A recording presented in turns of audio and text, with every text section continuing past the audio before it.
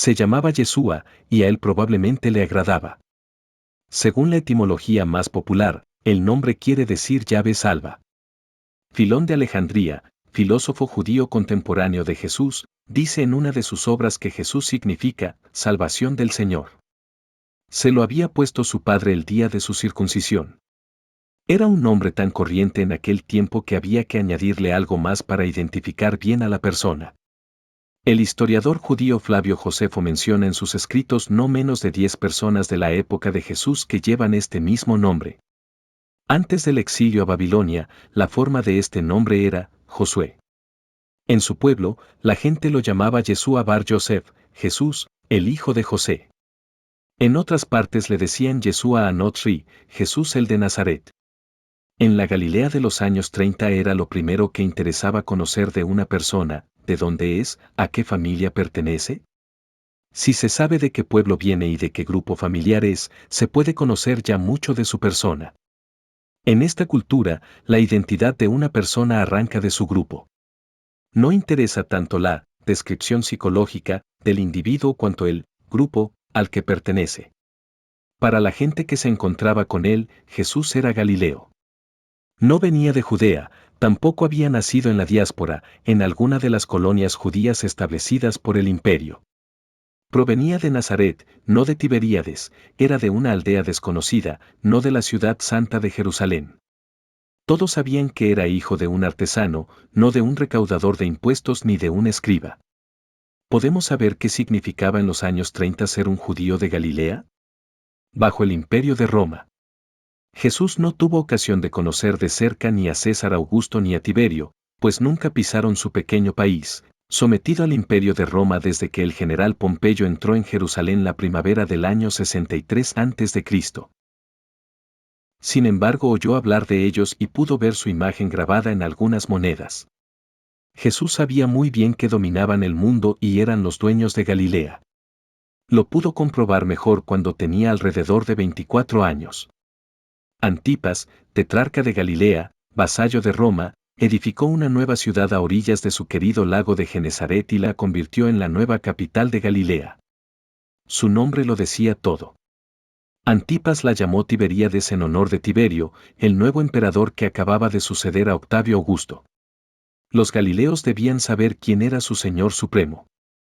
Durante más de 60 años nadie se pudo oponer al imperio de Roma. Octavio y Tiberio dominaron la escena política sin grandes sobresaltos. Una treintena de legiones, de 5.000 hombres cada una, más otras tropas auxiliares aseguraban el control absoluto de un territorio inmenso que se extendía desde España y las Galias hasta Mesopotamia, desde las fronteras del Rin, el Danubio y el Mar Muerto hasta Egipto y el norte de África. Sin conocimientos geográficos, sin acceso a mapa alguno y sin apenas noticias de lo que sucedía fuera de Galilea, Jesús no podía sospechar desde Nazaret el poder de aquel imperio en el que estaba enclavado su pequeño país. Este inmenso territorio no estaba muy poblado. A comienzos del siglo I podían llegar a 50 millones. Jesús era uno más. La población se concentraba sobre todo en las grandes ciudades, construidas casi siempre en las costas del Mediterráneo, a la orilla de los grandes ríos o en lugares protegidos de las llanuras más fértiles. Dos ciudades destacaban sobre todas. Eran sin duda las más nombradas entre los judíos de Palestina: Roma, la gran capital, con 1 millón de habitantes, a donde había que acudir para resolver ante el César los conflictos más graves, y Alejandría, con más de 500.000 de moradores, donde había una importante colonia de judíos que peregrinaban periódicamente hasta Jerusalén.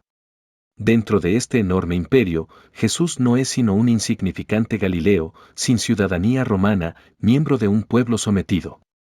Galilea era un punto clave en el sistema de caminos y rutas comerciales del Próximo Oriente, pues permitía la comunicación entre los pueblos del desierto y los pueblos del mar. En Nazaret, Jesús vivió prácticamente lejos de las grandes rutas. Solo cuando vino a Cafarnaún, un pueblo importante al nordeste del lago de Galilea, pudo conocer la vía maris o camino del mar, una gran ruta comercial que, partiendo desde el Éufrates, atravesaba Siria, llegaba hasta Damasco y descendía hacia Galilea para atravesar el país en diagonal y continuar luego hacia Egipto. Jesús nunca se aventuró por las rutas del imperio. Sus pies solo pisaron los senderos de Galilea y los caminos que llevaban a la ciudad santa de Jerusalén. Para facilitar la administración y el control de un territorio tan inmenso, Roma había dividido el imperio en provincias regidas por un gobernador que era el encargado de mantener el orden, vigilar la recaudación de impuestos e impartir justicia. Por eso, cuando, aprovechando las luchas internas surgidas entre los gobernantes judíos, Pompeyo intervino en Palestina, lo primero que hizo fue reordenar la región y ponerla bajo el control del imperio. Roma terminaba así con la independencia que los judíos habían disfrutado durante 80 años gracias a la rebelión de los macabeos. Galilea, lo mismo que Judea, pasaba a pertenecer a la provincia romana de Siria.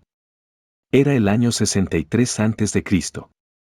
Los judíos de Palestina pasaron a engrosar las listas de pueblos subyugados que Roma ordenaba inscribir en los monumentos de las ciudades del imperio.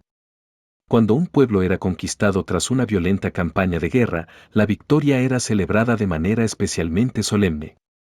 El general victorioso encabezaba una procesión cívico-religiosa que recorría las calles de Roma. La gente podía contemplar no solo los ricos espolios de la guerra, sino también a los reyes y generales derrotados que desfilaban encadenados para ser después ritualmente ejecutados. Debía quedar patente el poder militar de los vencedores y la humillante derrota de los vencidos. La gloria de estas conquistas quedaba perpetuada luego en las inscripciones de los edificios, en las monedas, la literatura, los monumentos y, sobre todo, en los arcos de triunfo levantados por todo el imperio. Se conocen más de 300. El más famoso y significativo para nosotros es, sin duda, el Arco de Tito, en el centro de Roma, donde se ensalza la victoria de este general romano que destruyó Jerusalén el año 70. Los pueblos subyugados no debían olvidar que estaban bajo el imperio de Roma. La estatua del emperador, erigida junto a la de los dioses tradicionales, se lo recordaba a todos. Su presencia en templos y espacios públicos de las ciudades invitaba a los pueblos a darle culto como a su verdadero señor. Pero, sin duda, el medio más eficaz para mantenerlos sometidos era utilizar el castigo y el terror. Roma no se permitía el mínimo signo de debilidad ante los levantamientos o la rebelión. Las legiones podían tardar más o menos tiempo, pero llegaban siempre. La práctica de la crucifixión, los degüellos masivos, la captura de esclavos, los incendios de las aldeas y las masacres de las ciudades no tenían otro propósito que aterrorizar a las gentes. Era la mejor manera de obtener la lealtad de los pueblos. Basta recordar algunos de los episodios más graves ocurridos en Palestina y relatados por Flavio Josefo. En Tomo al año 53 o 52 a.C., cuando faltaban unos 50 para que naciera María Magdalena, el general Casio hizo esclavos a 30.000 judíos en los alrededores de Magdala, en las riberas del lago de Galilea. El año 4 después de Cristo, cuando Jesús tenía 2 o 3 años, el general Varo incendió Séforis y las aldeas de su alrededor, luego destruyó completamente Emaús y, por último, tomó Jerusalén, haciendo esclavos a un número incontable de judíos y crucificando a unos 2.000. La destrucción de Jerusalén llevada a cabo por Tito en agosto del año 70 y descrita de manera espeluznante por Flavio Josefo, hace palidecer todas las acciones anteriores.